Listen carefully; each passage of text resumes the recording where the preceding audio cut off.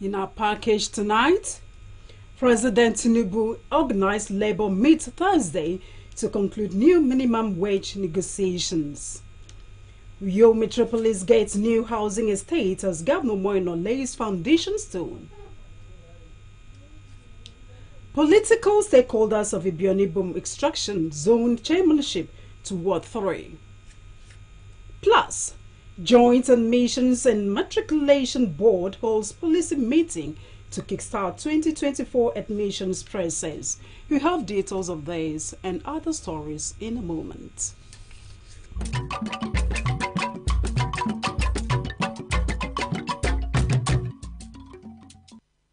A very good evening to you. Thank you for joining us. I am Juliet Richard, and I begin by telling you that President Bola Ahmed Tinubu, according to the Minister of Information and National Orientation, Mohammed Idris, is to convene a follow-up meeting with labor leaders on Thursday to reach a consensus on a new minimum wage.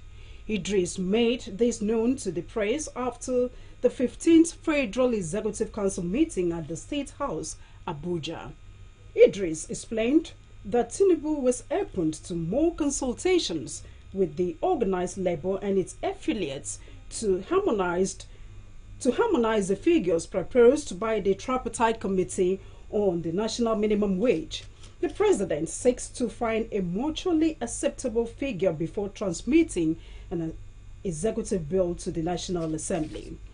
The Minister of Budget has been directed to prepare an additional support for the 2024 budget to address any shortfall.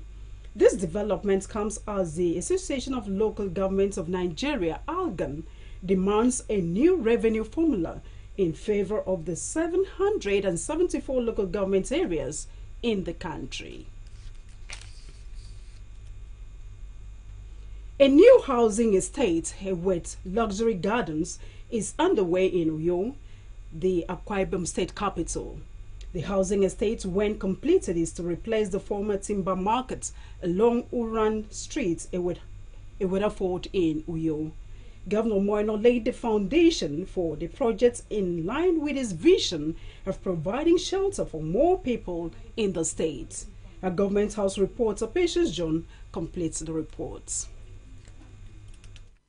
As part of his administration's commitment to providing affordable and comforting housing for the people, Governor Moino at the foundation-laying ceremony of the Luxury Gardens noted that the estate, a prototype of the Dakada luxury estate, will cater for both local residents and investors from the diaspora. The governor added that the project, which is more of a business venture for the state government, will have 8 months to sell units and called on interested buyers to be ready. He thanked the Weatherford community for supporting the state government by donating the parcel of land for the project. We need this kind of gated community within a community itself, like the MD of Akicop have said, to help people coming to invest in Akwa Ibom. You can see the designs yourself. So while we are taking care of the rural community, we'll take care of the middle class. We also make provision for the upper class. We would like to thank the village Ewed Oford for working with government to get this place moving. I'll stop government.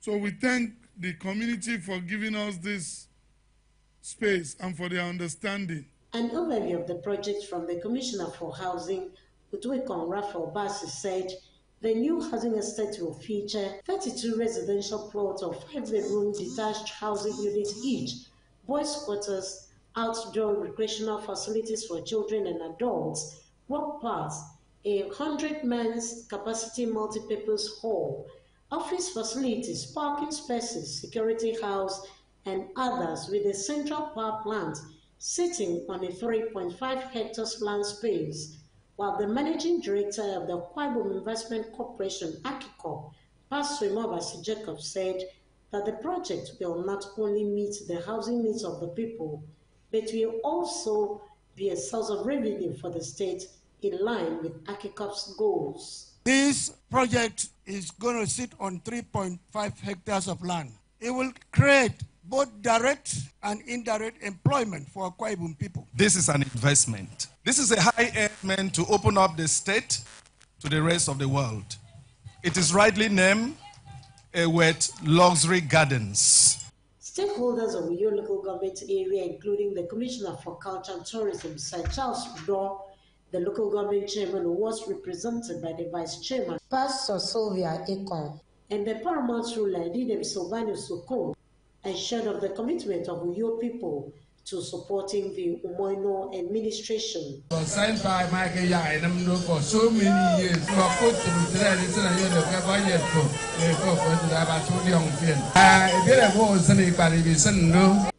The Ewet Luxury Gardens replaces the former timber market on Orange Street, Uyo.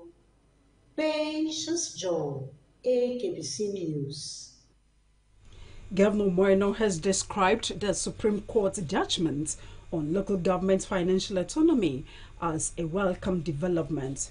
The governor buried his mind at the Victor Atta International Airport, Uyo, on arrival from official engagements outside the country. Again, Patience John tells us more. Touching down at the Victor Atta International Airport after several days of official engagement outside the country, Governor Moino was received by a cross-section of political stakeholders and others, reacting to questions from Government House reporters on the recent Supreme Court judgment on local government financial autonomy. The governor gave his note. Well, Supreme Court has made pronouncements. That's the final court of the land. But for us in Akwa Ibom, honestly, I don't see us having any problem. Since I came into office, I have not tampered with any fund of the local government. Their money comes and then it goes to them. They meet at their joint account committee. I am not a member. I don't go there. To be honest with you, it's a welcome development because I know how much we as a state support the local government. Our rice agenda is also centered around developing our local government areas. So with this now, I feel relieved. Governor Moino, however, expressed some reservations on the judgment, but promised to work out modalities to handle challenges that may arise. The only challenge that I envisage now